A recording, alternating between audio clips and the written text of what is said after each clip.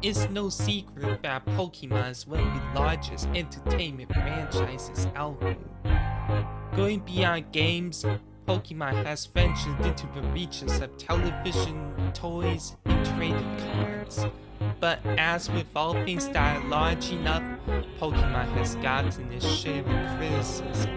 That last sentence may have made you think about PETA, but this isn't quite what I had in mind. For now, we'll be focusing on the other main group responsible for hating Pokemon, conservative Christians. The Bible Belt's accusations against Pokemon vary, but in a nutshell, they range from psychic-type Pokemon to the game's evolution mechanic to a whole lot more. I myself am a conservative Christian and have grown up in a household where Pokemon was off limits, which is why this video means a lot to me. In it, I'll explain various accusations Christians have made against Pokemon and present my own counter-arguments so you can see for yourself what kind of game Pokemon really is. However, be aware that I haven't gotten involved with Pokemon for the majority of my childhood, so keep in mind that I may get some things wrong. But hopefully we can break this curse that has played this game for generations in the conservative Christian's ultimate guide to Pokemon. First off, I'd like to start small by tackling Pokemon's potion item. It seems that to a degree, every time an item referred to as a potion appears in a video game, conservative Christians will be quick to point fingers at it. It's true that some potions involve magic, like in Harry Potter or other fantasy genre franchises, but some of them aren't. For example, some are simply drinkable medicine. In a nutshell, the term potion in gaming seems to be a catch-all term for any drinkable object that's intended to have an effect, medical or otherwise. The Pokemon games in particular refer to potions as spray-type medicine. If the item seen in Pokemon is very scientific, what with all his fancy cutting-edge Pokédexes and Pokeballs those youngsters have been cooking up. So I conclude that it's safe to say that Pokemon's potions are less than magic or supernatural. Next up is another problematic element Pokemon is accused of, the evolution mechanic. Can we all just pause for a moment and take a moment to think about how ridiculous this sounds? Here people are trying to compare scientific evolution to evolution in a video game that is more comparable to the life cycle of the animal. Like, it's not even the same as good to you. Pokemon's evolution is not a scientific creation myth involving animals evolving over time. It's a means for an individual Pokemon to transform into a more grown-up version of itself. Players like it when their favorite Pokemon transforms into a cooler, powered-up version of itself, and this seems to be the line of thought that led to the mechanic's creation. So while I appreciate the Bible Belt's concern for the well-being of Christian children, Pokemon's evolution isn't even comparable to the evolution that is at odds with Christian truth. The third thing I'd like to tackle is a particular move in Pokemon known as Curse. As with potions, any depiction of magic and entertainment will be seen to be met with opposition from conservative Christians, except this time it seems to be more justified. Magic tends to vary a lot from franchise to franchise, so I won't waste my time explaining my thoughts on magic and media in depth. For now, we'll stick to this one move. The move itself is used by ghost Pokemon and operates like this. When the Pokemon uses Curse on an enemy, the user will lose half his maximum HP, and the enemy will lose a fourth of his max HP every turn until it's switched out or the battle ends. Now, this seems concerning at first, especially since the move's Japanese name is literally Curse. But the key to understanding this move involves taking a look at the type of Pokemon that uses the move, the Ghost type. In my opinion, I think that the move is less of a magic spell and more like a curse that would be in a spooky monster movie. Think curse of a werewolf or curse of a mummy or even a bad luck curse. Not exactly something a muggle would do, but not exactly a Harry Potter style magic spell either. Since mainly ghost type Pokemon use this move, I'm willing to bet that this was Game Freak's intent. It even behaves like a curse in the Ghost movie would. Yeah, some people might object to it, but personally, as long as there's a chance that this is the case, I don't mind. Hey now, let me grab this. Hello? Grazer, I had to tell you something. What is it? I'm so busy making a video here. No, you don't understand. There's something you forgot to mention. What? There's a Pokemon that uses a magic move other than curse. One that can't be explained away that easily. You're kidding. Look up Galarian's locate on Bulbapedia. I think you better see this. I'm sure it can't be that bad.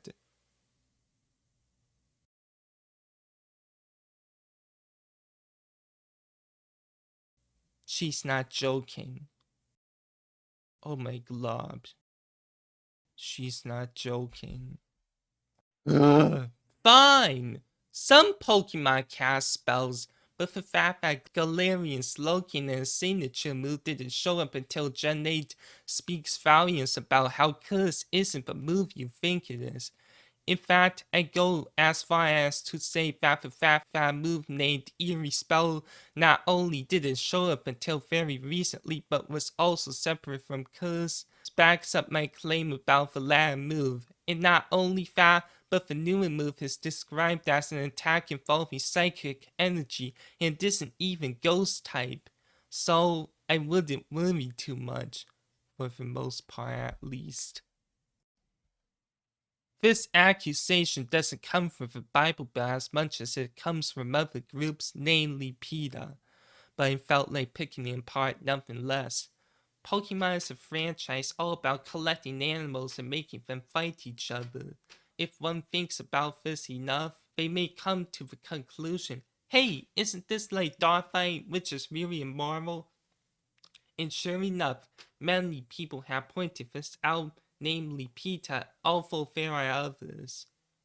It's true that Pokemon is a game about animals fighting each other, but in the world of Pokemon seem to not just be clueless animals, but sentient beings who live alongside and work with trainers, bonding with them as they care for and help each other.